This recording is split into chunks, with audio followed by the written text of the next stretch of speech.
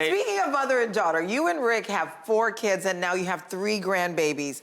How do you feel watching your daughters building their own family now? It's so beautiful. It really is so, oh boy. You know, I wanted one more. And Rick kept saying, look, you're gonna have grandchildren soon and you're gonna enjoy that. So I just can't wait to take them to Disneyland. Oh. And be able to take them like out to Benihana's. Right. And alone. Yes. Yeah, yeah. No parents. Right. Right. Just them. Spend quality time. And spend quality time. And give them lots of candy. You know, we're talking about Paris. She was in the headlines recently for speaking out about the abuse that she suffered at a boarding school in Utah.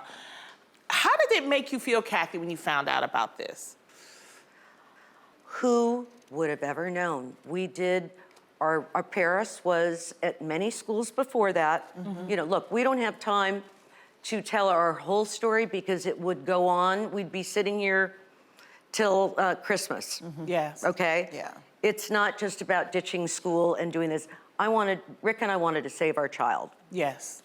And moving to New York City, I can tell you right now, and just being out on the street and going off and being gone maybe for 2 or 3 days, it's very scary. Sure. An attractive young girl, people handing cards, being in these nightclubs, it was more than we could handle. I wasn't getting any sleep. I was so scared.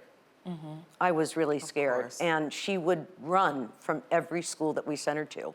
Oh, she escaped. Wow. She would escape. So we ended up going and getting a placement counselor, which they have wonderful people in New York for private schools, for behavioral schools. And the top person that's recommended. Right. And we went and visited the school. I know several other parents that were going to be sending their child there too. I find out after the fact. Yeah. It's funny how we all keep things a secret. Yes. That's because true. we're ashamed. That's true. But she made it through. She and made you it through, helped and now her. she's helping other young girls, which is amazing. I love that she's using her platform for that. It's beautiful. It is so beautiful. When I was standing there in Washington on Capitol Hill and watching her in front of all of these congressmen and all of these senators and all of these cameras in her face and knowing that she is bawling and crying underneath, and I could see her lip just quivering, and as well as me listening to it and standing there too, just sick to my stomach. But yet I was so proud. I thought, my God, I just wish that my mother, my grandmother, my father, like the people that aren't with us right now that could be here. Could see how strong she is. The pride, and just, it's, you know, she says it's almost worth all the hardship and the misery to be able to see what I'm able to do right now. The power that she has to change. That's amazing. I think it's helping the healing process. Good. Good for her. Good, that's and amazing. Good for you. Yeah, and turning it around. But I gotta tell you, the whole thing again put me into depression. Up until yesterday, I started, when I got back from Washington.